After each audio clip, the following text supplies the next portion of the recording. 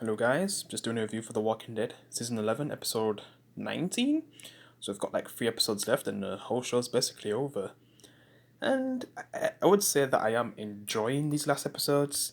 Obviously, I've noticed so many flaws in how they've just failed the Commonwealth, but at this point I'm just going to watch it because this is the end of The Walking Dead, so if I can enjoy it, that's all that matters. And man, I wasn't expecting to enjoy this episode a lot.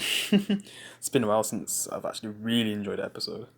Yeah, I mean the last two were good, but man, this one even and Eugene's the main focus. Like wow, because I finally do something with his character that kind of makes him a lot more likable, even though it might be his final days. Yeah, probably going into the next episode. Who knows? But it'd be funny if he's actually the big character death for the final season. Like Eugene, though. I mean, even if he's stepping up right now and being more of a man than he ever was in the show. I mean, he has had his moments, but I've most not really liked his character. Yeah. Mainly because of his coward personality. Like, he's not as bad as Nicholas, but I'd say he's in the middle. I mean, obviously, he's not that low because he was willing to kill his own people just to survive. And, look what he did to Noah, and then when he tried to kill Glenn. I mean, Eugene's not that bad, but when it comes to helping people, he can sometimes be a coward.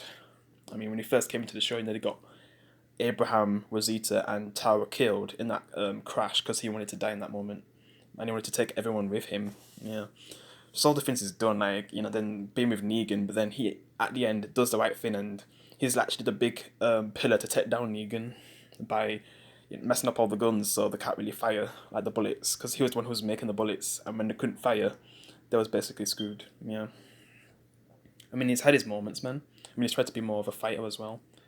Probably not on the level of main ones like Daryl and them. Yeah, Rosita.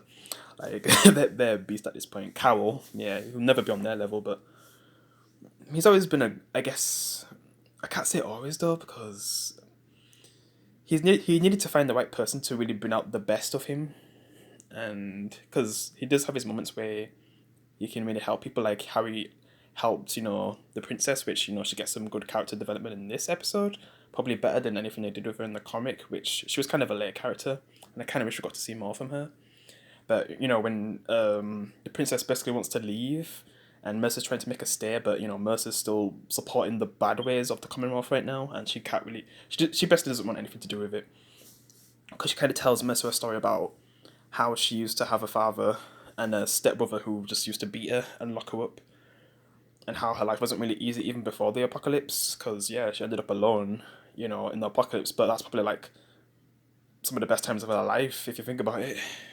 From when she tells you what she's been through in her life, even before the apocalypse. At least she was alone and no one was disturbing her. But it kind of sucks to be alone. Like at a certain amount of time. Like yeah, I don't know if she was alone the whole time, but man, yeah, she said a wolf life basically, and basically, you know, everything that she went through with her family is kind of reminding her of the Commonwealth right now, and how she doesn't want to end up like her mother, where she just watched because when she used to get beat by her, brother and father, like the mother just used to watch, and she doesn't want to end up like her mother just watching all this happen, and her friend Eugene getting hurt because Eugene is the one who actually helped her, and Mercer has to find him because it's his job, and the sister was also helping Eugene and what happened with Sebastian and stuff, and Pamela, she's not really happy, so we kind of see like a true governor when at that point when after she loses her daughter, and it makes me think like maybe before the daughter died, maybe the governor was more like Pamela. So it'd be funny to think like Pamela and the governor have a lot in common with how they probably were, but when they lost the person they loved, it probably broke them. Yeah. But the governor, like, he was way too far gone at that point in season 4 when he just wanted to kill everyone. Pamela, she's probably gonna take everyone and force them to bring out Eugene, and then she might try to threaten, killing our characters if Eugene doesn't, show himself. But it gets to a point where at the end he actually decides to show himself because his girlfriend gets caught. Mercer's sister Max, because he just doesn't want to be a coward anymore, which he says to both Rosita and Daryl. and we get like a heartfelt moment with Wazito and Eugene because these might be his last moments. I mean, going into the next episode, I guess we'll see what happens. You know, we'll see if Eugene will survive. I mean, because that was a touching scene, seeing Rosita and Eugene, because at this point, Rosita would be dead, like in the comic. Like, she died in the spike scene from the Whisperers, when they put all those heads on the spikes. Yeah, she was one of those victims. Ezekiel too, so it's good that he's still alive, and he actually wants to stay and make this community a lot better because he knows that there's people, like good people here, and he wants to be able to help them. Jerry and Aaron and all them, Lydia, like they're doing their own thing and they kind of encounter like the smart zombies, which, man, that's probably like my favorite moment of the episode, seeing the smart zombies. Second is probably like the stuff with the princess, and then third would be like Rosita and Eugene saying their possible goodbyes to each other, and Eugene kind of gives like a necklace and stuff to give to Coco, yeah. Or but yeah, the stuff with the walkers, oh my god, that was cool. Jerry was just like, dude, and just seeing him like swing that sword, that was cool because they kind of get surrounded. Because you'd seen him open the door just like back in season one, like with Morgan's wife when she's trying to open the door. And then like later on in season one, like you seen them flipping through stuff and climbing ladders. Yeah, and it's just cool to see that again. So cool. But why now? Why would those kind of walkers be still around now? It's weird. And I feel like Aaron kind of heard the stories from Rick back when he was when he was still in the city. Yeah, the walkers that he probably seen, or unless he kind of heard from other people that he saved. Yeah. And then I guess Lydia and that guy are kind of strengthening their relationship. And I'm talking about the guy who was with Maggie, with the mask. I just forget his name, so yeah, because she doesn't really want to get close to him. But then Aaron kind of opens up about Eric, missing Eric, and how for the longest time he didn't really want to be with him because he didn't want to lose him. But then he decided to be with him because he wanted to be happy, and he says that was the happiest times of his life. And even though you can't really stop losing people, it's not really bad to not have them at all, or something like that. Yeah. But well, it's worse to not have them at all than to never love them, I guess. So she decides to be with him, and yeah, because Eric doesn't really regret being with Eric. I mean, Aaron doesn't regret being with Eric, but yeah, he's just happy that he has those memories, and he wish he could have one more time with him, I guess. Yeah. So that's a cool scene with Aaron and Lydia. Yeah.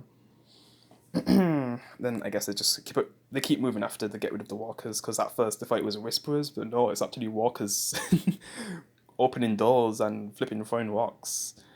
Yeah, that was like my favorite scene, man. Took me back to season one again. Yeah, because season 9 and 10 had a lot of season one moments for me, season one vibes, and seeing those walkers. Oh my god, that was so cool. And I don't know if we'll see more before the show ends. I don't know if we'll get an explanation to those kind of walkers. Like, I don't know if we're going to get that. I don't know if Angela Khan's going to answer that, unless it'll be in like one of the spin-off shows where they'll give us that answer. I don't know. But I guess we'll have to wait and see. But yeah, that's pretty much it, because Eugene basically turns himself in, and I guess we'll see what happens to him, because if he didn't turn himself in, something bad would have happened to Max, I guess. So for once he wanted to truly be a man, and suffer the consequences. Also, one more thing, yeah, Lance. It seems like Lance was going to get a second chance, but then Pamela finds the traitors and kills them, and we basically get like a governor moment. But think of the governor feeding his daughter to one of his lackeys, like his lieutenants, and that's what basically happens to Lance, because it seems like he gets a chance to live by doing like a Two-Face kind of thing where heads or tails, or like if the coin's not in the hand, then you're screwed. Seems like he was screwed either way, because even if I think he would have just got killed, but instead he gets eaten by Sebastian, zombified Sebastian. Yeah, yeah. I just can't imagine what she's gonna do right now after losing her son. Yeah, but I guess we'll wait and see. And that's pretty much it. Yeah, this seems like it'll be a good ending. It's just I kind of wish that they did the Commonwealth way better, because things were just, even though a lot things like this, like action and stuff, just everything that's been happening in this season with the Commonwealth didn't really happen in the comics. Like, there wasn't all this action. There wasn't fighting Commonwealth soldiers. I mean, there was people who was going against the Commonwealth in the inside, and Dwight was a big part of that, which he isn't really in in this, and then Michonne, like, she basically had Yumiko's role, but I don't know. I'm not really a fan of how they've done Yumiko in the TV show as well, and taking Michonne's role, yeah, not as good. Because there was some stuff that they did with Michonne where it literally made me hate her, and I don't know if Yumiko's gonna get to the point where she kills Connie or something. I can't see that happening. No way. So there's just a lot of things that were way more impactful in the comic with the Commonwealth storyline than the TV show. But at this point, as long as it's a good ending to my favorite show of all time, that's all that matters. And yep, that's pretty much it. I'll just end it here until the next episode and the next review. I'll see you in the next one. Peace.